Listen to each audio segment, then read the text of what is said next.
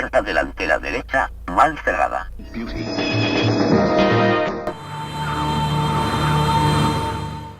¿Sabías que antes habían coches que te abrazaban con el cinturón de seguridad cada vez que te subías? Suena bien, ¿verdad? Pues la verdad, no lo era. Acompáñame a descubrir 13 características de autos antiguos que alguna vez fueron innovadoras, pero que, por suerte, desaparecieron por completo. ¿Te imaginas tener que elegir entre disfrutar de tu canción favorita o evitar los baches en el camión? Bienvenido al curioso mundo de los tocadiscos para coche. En los años 50, algunos fabricantes pensaron que era una gran idea instalar tocadiscos en los coches. Imagina la emoción, poder escuchar tus vinilos favoritos mientras recorrías la ciudad. Pero había un pequeño problema: las carreteras. Cada bache, cada curva, cada frenazo se convertía en un desafío para mantener la aguja en su lugar. El resultado era una sinfonía de saltos, rayones y distorsiones que arruinaban por completo la experiencia musical. ¿Y qué pasaría si tu coche decidiera ponerte el cinturón sin preguntarte? Los cinturones automáticos fueron un intento de hacer los coches más seguros que terminó siendo una pesadilla para muchos. En los años 80, los fabricantes de coches tuvieron una idea que parecía brillante: entrar a tu coche y que éste te abrazara automáticamente. Suena práctico, ¿verdad? Bueno, la realidad fue bastante diferente. Estos cinturones se activaban al cerrar la puerta, moviéndose sobre el pasajero, pero la gente luchaba para entrar y salir del coche, sorprendida por el repentino movimiento del cinturón. Lo peor es que muchos olvidaban abrochar la parte inferior del cinturón, lo que reducía su eficacia. Al final, estos cinturones cariñosos resultaron ser más un estorbo que una ayuda. En los 90s, un fabricante intentó capturar la magia de los Hawk Rocks clásicos. El resultado: un coche que demostró que no todo lo que brilla acelera. El diseño retro del Plymouth Prowler parecía salido de una película de los años 50. Con su diseño único y su frente de rueda abierta, prometía revivir el estilo hot rod que tanto amábamos. Pero la ilusión duró poco. Bajo esa carrocería impresionante se escondía un motor V6 que no estaba a la altura de las expectativas. Los entusiastas quedaron decepcionados. Su producción terminó en 2002. Dejándonos con una lección: la nostalgia es poderosa, pero no puede superar la realidad del rendimiento. Si pensabas que el Prowler era un experimento audaz, espera a conocer el Subaru 360 hecho de fibra de vidrio. Este pequeño coche prometía revolucionar la industria en su carrocería de fibra de vidrio. Pero, ¿qué ocurre cuando la ligereza se convierte en un problema de seguridad? La historia del 360 nos muestra cómo una idea innovadora puede convertirse en un dolor de cabeza sobre ruedas. En 1958, Subaru lanzó el 360, un coche que parecía sacado de un juguete, con su cuerpo de fibra de vidrio. Era ligero y fácil de construir, ideal para compradores con presupuesto ajustado. La idea era mejorar costos y mejorar la eficiencia del combustible. Pero pronto los conductores descubrieron que la fibra de vidrio no era tan resistente como el acero. Se agrietaba fácilmente y no protegía bien en los choques. Antes de seguir con nuestro conteo, tómate un pequeño momento para suscribirte al canal. Es de gran ayuda para nuestro crecimiento. Sigamos. Hablando de ideas que no salieron según lo planeado, Ford decidió que los cambios de marcha tradicionales eran cosa del pasado. ¿Qué podría salir mal al reemplazar la palanca de cambios por cambios en el volante? Aparentemente, mucho. En 1958, Ford introdujo la transmisión Teletouch en el Excel, prometiendo una forma futurista de cambiar de marcha. La idea era simple: presionar un botón en el centro del volante para cambiar de velocidad. Imagina la escena: estás conduciendo tranquilamente y de repente necesitas cambiar de marcha. En lugar de usar la palanca familiar, tienes que apartar la vista del camino, buscar el botón correcto y rezar para no equivocarte. Solo digamos que su uso duró poco.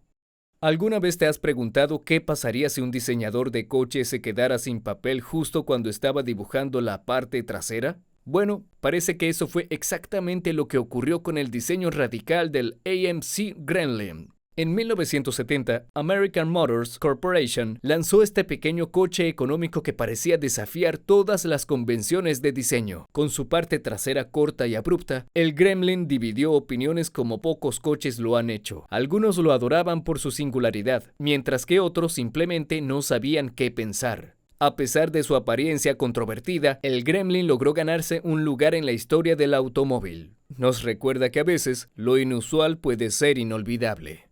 Hablando de coches inolvidables, hubo uno que se ganó su lugar en la historia no por su apariencia, sino por su comportamiento errático. ¿Te atreverías a conducir un automóvil que podría decidir bailar por sí solo en plena carretera? El Chevrolet Corvair llegó con una innovación que prometía revolucionar la conducción: la suspensión del eje oscilante. Al principio, todos aplaudieron esta nueva tecnología, pero la emoción duró poco. Pronto, los conductores descubrieron que el Corvair tenía una tendencia a perder el control en las curvas cerradas. Las ruedas traseras se escondían bajo el coche, provocando un sobrevirado peligroso. Imagina girar el volante y sentir que tu coche decide tomar vida propia. Esta característica aumentaba el riesgo de vuelcos y accidentes. Si creías que un coche incontrolable era lo peor, espera a conocer el auto que quería ser meteorólogo. En 1954, Nash presentó un sistema que prometía dominar el clima dentro del vehículo con control climático automatizado. El resultado, tan impredecible como un día de primavera.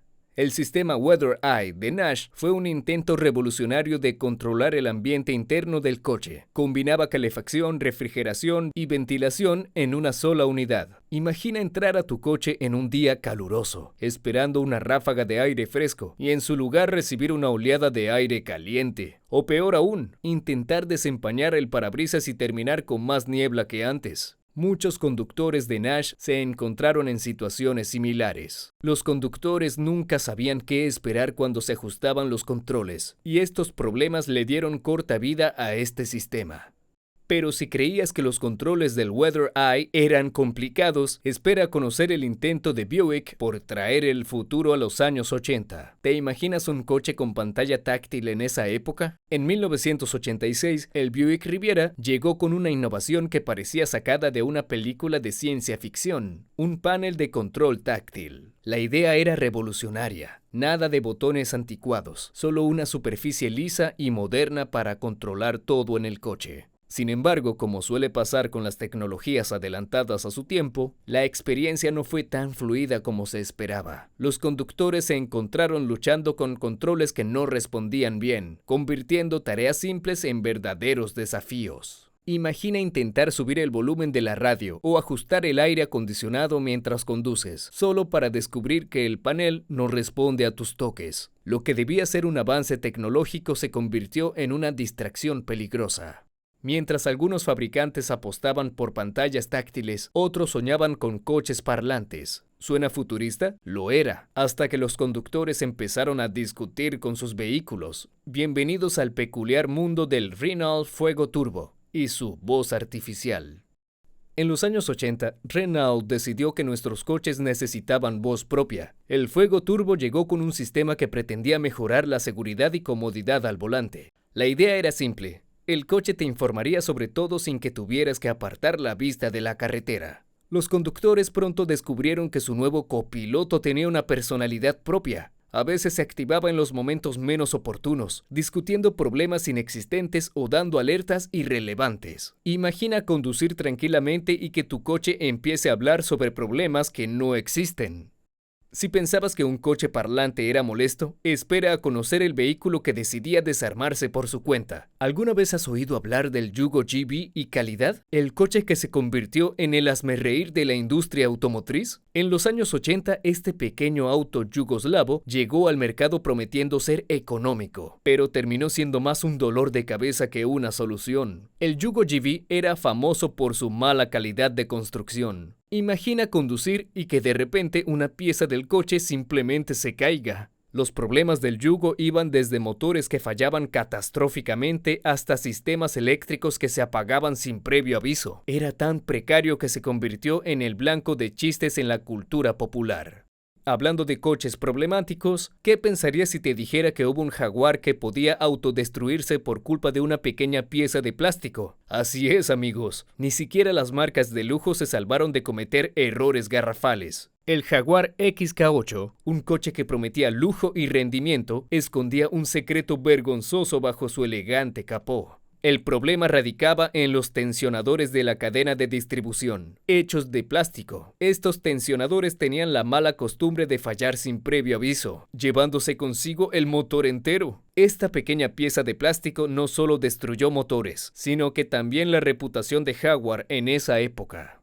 Y hablando de reputaciones destruidas, Cadillac no se quedó atrás. ¿Alguna vez has oído hablar de un motor que no puede decidir cuántos cilindros usar? En los años 80, Cadillac presentó el motor V864, una innovación que prometía combinar potencia y eficiencia permitiendo que el motor desactivara algunos cilindros bajo carga ligera. Los dueños de estos Cadillacs pronto descubrieron que sus coches tenían una personalidad propia. Un momento estabas conduciendo suavemente y al siguiente el motor parecía tener un ataque de indecisión. Los problemas de fiabilidad eran tan frecuentes que muchos conductores terminaban en el taller más veces de las que les gustaría admitir. La tecnología que controlaba la desactivación de cilindros resultó ser demasiado compleja para su época, llevando a problemas de ralentí irregular y vacilaciones.